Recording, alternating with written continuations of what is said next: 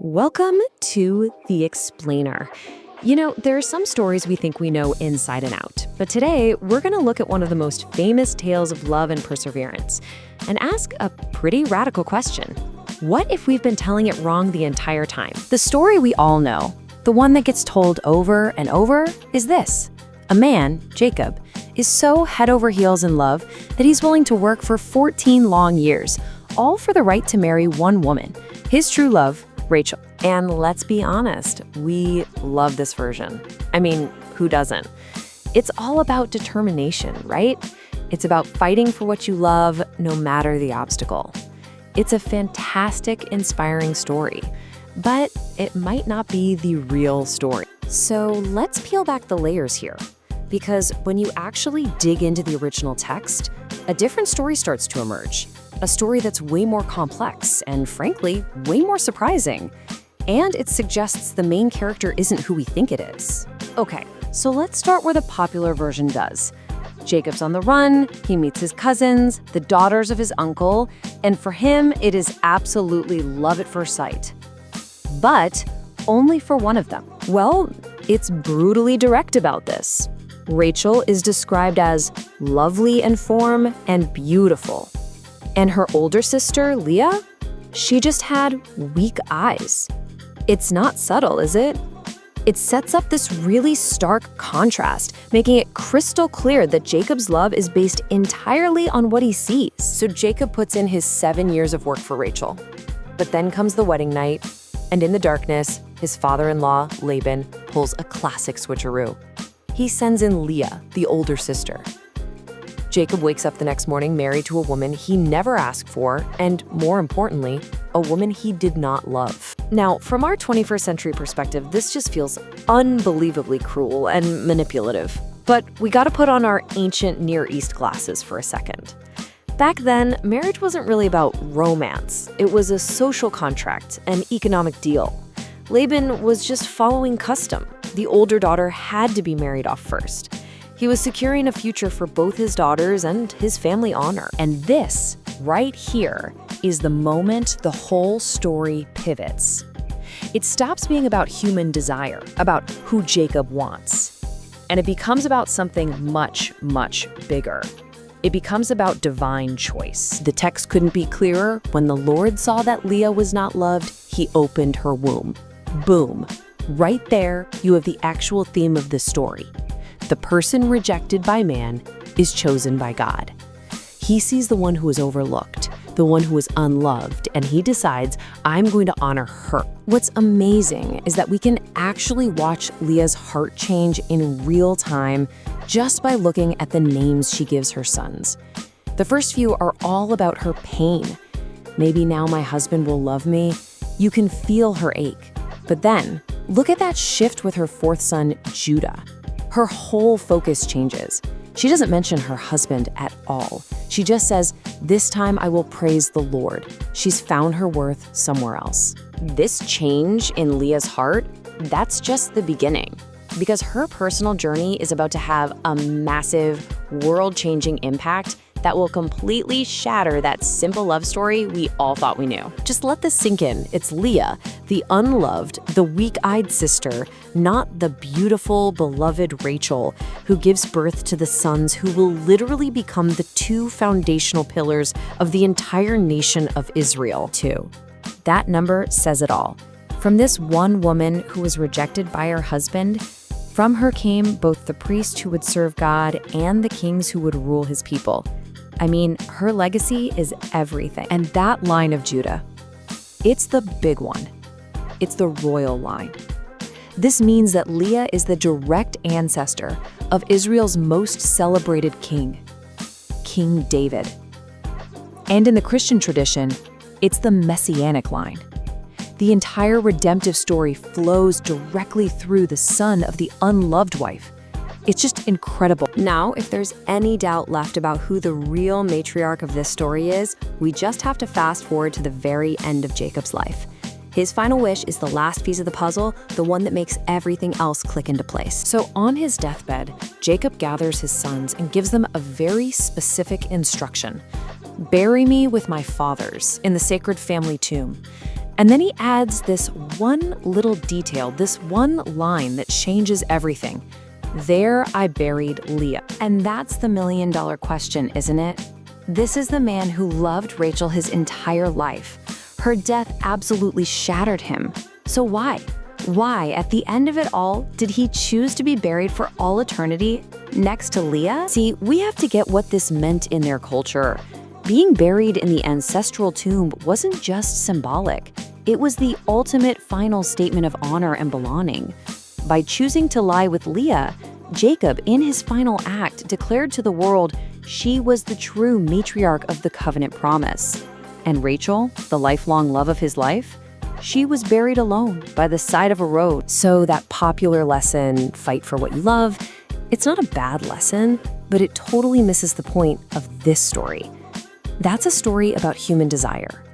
The deeper truth here is about honoring what God has chosen, especially when it goes against everything we would choose for ourselves. It's really a powerful reminder, that real value, real importance, it isn't decided by human approval or what's popular or what looks good on the surface. It's determined by a much deeper plan. And it really makes you wonder, if we got the main character wrong in a story this famous, what other incredible truths are just hiding in plain sight, waiting for us to take another look? Today, we're tackling a biblical story you probably feel you know quite well, especially if you're in cultures where it's been really romanticized. That's right. We're talking about Jacob, Rachel, and Leah, and the popular version. It often paints this picture of Jacob's incredible love, his sacrifice for Rachel, fighting Laban's trickery, all for the woman he wants. It's framed as this testament to human determination, isn't it? Like, fight for what you love. Exactly. But here's the question we want to dig into. Does that romantic, kind of sentimental view, does it really capture what the Bible's trying to tell us? And what about Leah? Yes. What about Leah, Rachel's older sister? Given to Jacob through deception, not the one he initially loved. Does she just, fade out? It's a critical question, and our sources today really push us to ask it. This deep dive, it isn't just about revisiting a familiar story. No, It's about uncovering something powerful, maybe overlooked, about Leah. Something that changes how we think about value in Grau's eyes. Okay, I'm intrigued. Our mission for you, the listener, is to see how that popular reading might miss the absolutely extraordinary role God chose for Leah, a transcendent role in salvation history. So we're challenging the idealization of Rachel a bit. We are. We're going to explore how divine purpose really overrides human approval every single time. Okay. And our main source for this is an essay called The Misrepresented Story, Leah, the True Chosen of God. Let's peel back these layers. Let's do it. So the common narrative. Jacob works 7 years. Laban pulls the switcheroo. Jacob works another 7 years. It's presented as this epic love story. A real testament to devotion, right? Yeah. But what does that focus miss? What gets minimized? Well, exactly that. This focus, while compelling, it often accidentally pushes Leah into the background. Makes her seem like an inconvenience almost. An obstacle to the real story. Precisely, an obstacle in Jacob's quest for Rachel. She becomes secondary when, as we'll explore, she's actually incredibly central. So if that's the popular take, is that the reading the Bible itself encourages, our source suggests maybe not. It definitely suggests not. We're going to look at a deeper theological analysis that points to a kind of hidden truth. Which is? That God specifically chose Leah for this absolutely transcendent role. But hold that thought for a second. Before we dive into the specifics, we need some context. Context. Always key. Absolutely. To understand this fairly, we need to step back into the world of the ancient Near East. We're talking 2nd millennium BC. And this is where things get really different from our modern ideas, right?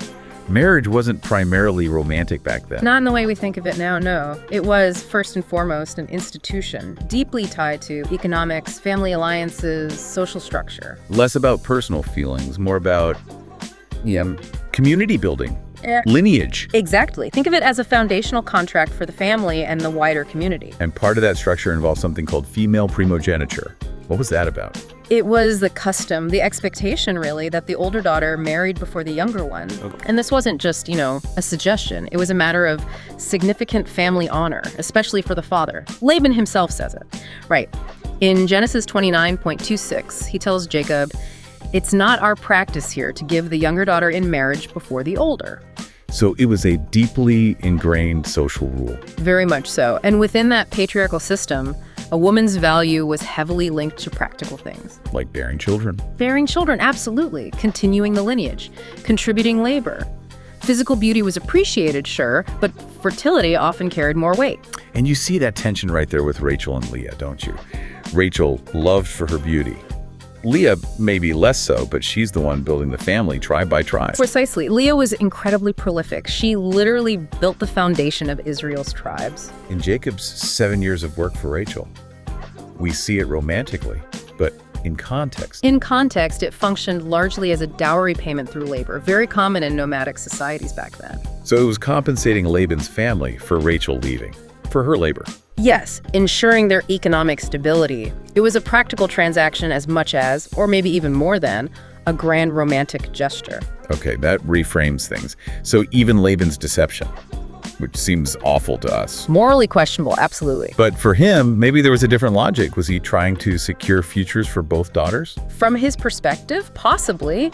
Giving Leah first fulfilled that primogeniture custom, right? And it ensured both daughters would eventually be married and under Jacob's protection and provisions. Still sneaky, though. Oh, undeniably.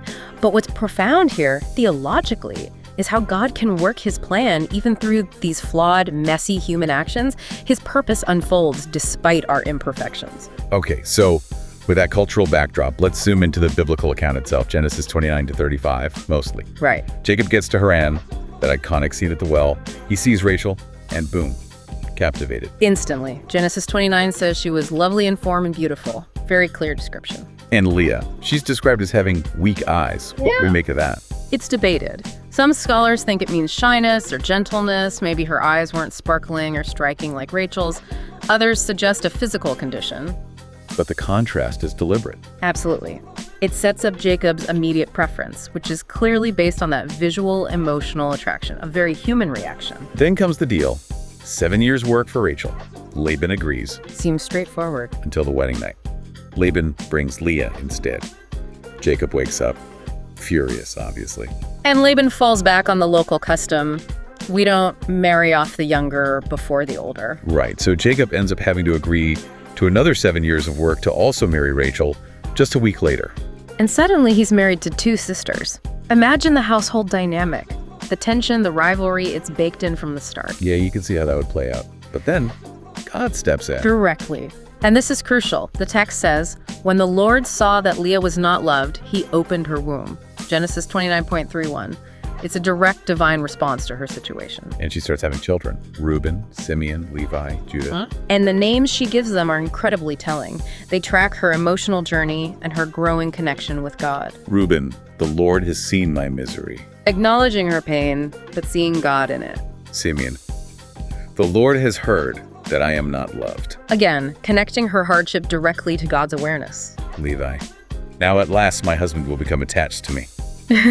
Still hoping for Jacob's love. Still that human longing, yes. But then Judah, this time I will praise the Lord. That's the shift, isn't it? Her focus moves from her circumstance, from wanting Jacob's love to praising God directly. It's a profound moment. And contrast this with Rachel, who was initially barren.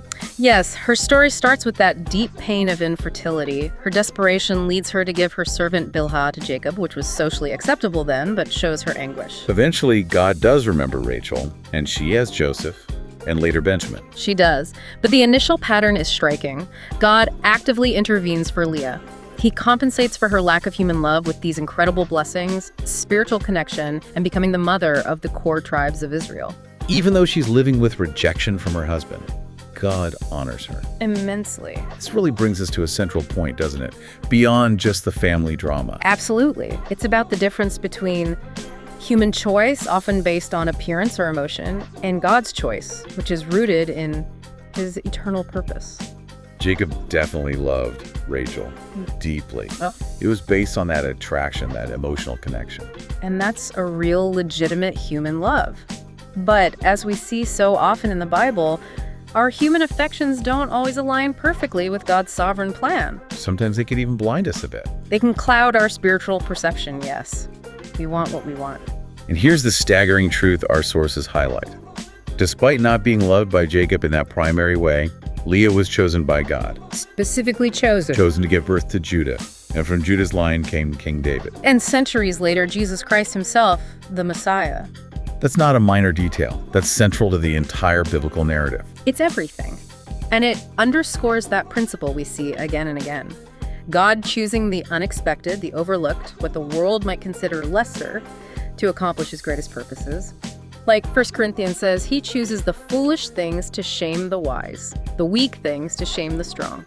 So the Messiah's lineage coming through Leah, not the beloved Rachel, it tells us something profound about God's priorities. It reveals that his plan isn't based on human metrics like beauty or popularity or status. It's based entirely on his sovereign will and purpose. So, okay, what's the takeaway here for you, the listener? What does Leah's story teach us today? Several crucial things, I think. First, that true value, real worth, comes from God's recognition, not from human approval or affection. That's big in our culture. Huge. Second, that spiritual fruitfulness can happen, can even flourish, in the midst of hardship and rejection. Even when things feel unfair. Exactly. And third, that God's plan, even when it seems confusing or counter to our own desires, always serves a higher eternal purpose we might not see at first. And you mentioned something earlier about Jacob's burial request. Yes, it's such a poignant detail, often missed. At the end of his life, Genesis 49, Jacob gives very specific instructions. Bury me with my fathers in the cave of Machpelah, Where Abraham and Sarah were buried, Isaac and Rebekah. and there I buried Leah. He explicitly mentions burying Leah there and asks to be laid to rest with her. Not Rachel. Not Rachel. And in Hebrew culture, burial together was deeply significant. It signified honor, belonging, eternal unity. It suggests Jacob finally understood Leah's true place, her immense value in God's plan. Wow, that really lands differently when you consider everything else. It does. It points towards her ultimate honor. And this connects to what you said is maybe the most significant yet undertaught aspect of her story. I think so. Leah bore Jacob 6 sons, plus Dinah: Reuben, Simeon, Levi, Judah, Issachar, Zebulun, a huge part of Israel's foundation. But Judah, let's focus on Judah again, Leah's 4th son. Jacob's prophecy in Genesis 49.0 is stunning. The scepter will not depart from Judah. Until Shiloh comes, and to him shall be the obedience of the peoples. That phrase, until Shiloh comes, is almost universally seen as a messianic prophecy. Pointing to Christ. Directly. And centuries later, King David emerges from Judah, and Jesus Christ, the Messiah, is born of the tribe of Judah. Matthew's genealogy makes that explicit. Leah is the ancestral mother of the Savior. That's staggering enough. But there's more, isn't there? There is. Another of Leah's sons, Levi, became the patriarch of Israel's priestly tribe. So Moses, Aaron, the entire priesthood. All descended from Leah through Levi. Okay, hold on. So from Leah, the unloved wife, came both the royal line, the kingship, Through Judah. and the priestly line, the connection to God through worship and sacrifice. Through Levi. The two foundational pillars of Old Testament Israel's covenant life and identity, both tracing back to Leah. Who lived, humanly speaking, in the shadow of rejection. It's extraordinary. It perfectly confirms that pattern. God using what the world overlooks or devalues to achieve his most glorious central purposes. This depth of meaning carries through history too, doesn't it? How interpreters saw Leah and Rachel. Yes, they became more than just historical figures. They became symbols. Like in medieval times. Right. Thinkers like Pope Gregory the Great or Dante. They often saw Rachel as representing the contemplative life focused inward on beauty, the eternal vision. And Leah. Leah symbolized the active life focused outward on work, duty, obedience, producing visible fruit for God's people. Both necessary, they'd argue, but the active life, Leah's life, built the tangible structure. That's an interesting way to see it. And sometimes the contrast is framed as like humility versus vanity. That too. Rachel is beautiful, desired, but her story has moments like the envy or grabbing those household idols from her father. Right, the idols in Genesis 31. Yeah, things that suggest maybe not a perfect alignment with the covenant.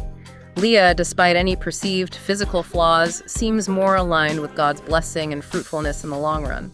Some even see her as representing the suffering church. It's a powerful image. Despised by the world, maybe overlooked even within, but chosen by God, precious to him, and bearing fruit for his kingdom. It resonates. And that key moment we mentioned earlier with Judah's naming. This time I will praise the Lord. It shows her own spiritual growth, right? Yeah. From wanting Jacob's love to finding her joy in God. Exactly. It's a picture of spiritual maturity. Shifting focus from desperately seeking human approval to resting in God's recognition, that's a profound lesson for anyone, anytime. True fulfillment isn't found in being accepted by people, but in knowing you're seen and valued by God. Let's circle back to that burial detail one more time because it feels so significant now. Jacob, now called Israel, wanting to be buried with Leah. It really is powerful. Genesis 49:29-31, he's giving his final commands, bury me with my fathers. He lists Abraham and Sarah, Isaac and Rebekah. And there I buried Leah, in that sacred cave, Machpelah, symbol of the promise, the covenant land. The weight of that choice is immense. Why Leah? Why not Rachel, the love of his youth? Being buried together signified that deep unity, that shared legacy, ultimate honor. Including Leah there, explicitly. It's Jacob's final acknowledgement of her central role in God's promise through him. It suggests he finally saw her value. And Rachel, she died on the road, right? Buried near Ephrath, Bethlehem. Far from the ancestral tomb. Yes. And her story, with the idol incident, perhaps creates a subtle distance from that pure covenant faithfulness ideal. So Jacob's choice confirms Leah as the wife of the covenant, the mother of the promise. In God's eyes, and ultimately it seems in Jacob's too, she was honored, an inseparable part of the chosen lineage. Okay, so bringing this all together, what does this mean for you, the listener, today? For how we understand this story in the church? Our sources critique the common telling. They do, because by focusing so heavily on Jacob's perseverance for Rachel, we risk, maybe unintentionally, celebrating human will over God's will. Making it seem like if you just want something badly enough and fight for it, God blesses it. Kind of, yeah. Which twists the biblical truth that God is the one who determines purpose and assigns blessing, according to his plan, not just our desires. And that popular version really minimizes Leah. Makes her seem like an accident, a mistake. When she was actually vital to redemption history. And it can leave people thinking, well, it's better to be Rachel, beautiful, loved by man. But that fight for what you love message, it's based on personal preference, isn't it? Often, yes. Jacob's insistence on Rachel seems more driven by his personal desire than a clear spiritual leading at that point. The real model here might be learning to accept and value what God chooses for us, even if it wasn't our first choice. So for the church today, in our culture that worships beauty and personal ambition, Leah's story is like a spiritual antidote, a counter-narrative to superficiality. it speaks to that dissatisfaction maybe, comparing our lives. Absolutely. So many believers feel dissatisfied comparing their situation to others. Just like Jacob initially undervalued Leah, we can despise the blessings God has given us because we're looking at someone else's Rachel. We need discernment, gratitude. Yes, discernment and gratitude for what comes from God, even the unexpected things. The world screams, follow your heart, but Jeremiah 17:9 warns the heart is deceitful. Jacob followed his heart to Rachel. But God's heart, God's plan was profoundly with Leah. Real Christian maturity involves surrendering our preferences to God's sovereignty, trusting his choice. And Leah's legacy. It wasn't just biological, it was spiritual. Yeah. Enduring. That's the measure, isn't it? Not how many people admire us, but what lasting fruit we bear for God's kingdom. She didn't see the spotlight. Not at all. But her life yielded Israel's royal and priestly lines. It's a powerful reminder that God often uses humble servants, those not seeking recognition, to carry out his most significant work. So this deep dive really calls for a reevaluation, presenting this not just as romance, but as divine sovereignty, redemption, honor for the overlooked. Precisely. It's a much richer, more challenging, and ultimately more encouraging story when seen through that lens. Okay, we've taken a deep dive into Jacob, Rachel, and Leah, hopefully revealing how the popular tradition can miss the incredible depth of Leah's central role in God's plan. She was God's chosen one to carry the Messiah's lineage. Her life is a powerful testimony that God's blessing doesn't always track with human preferences or affections. Through her came both the kingship and the priesthood, and that final honor resting beside Jacob, it seals her vital place in the covenant story. The real message here isn't simply fight for what you love. Maybe it's closer to honor what God has chosen. Leah's example calls you, the listener, to live with gratitude, faithfulness, humility, even when human approval is missing. It reminds you that God's recognition is what truly matters. It really challenges us, doesn't it, to look again at what we value. In God's kingdom, what the world despises or overlooks can be the most precious thing of all. So after digging into this with us, what stands out to you now about Leah's story?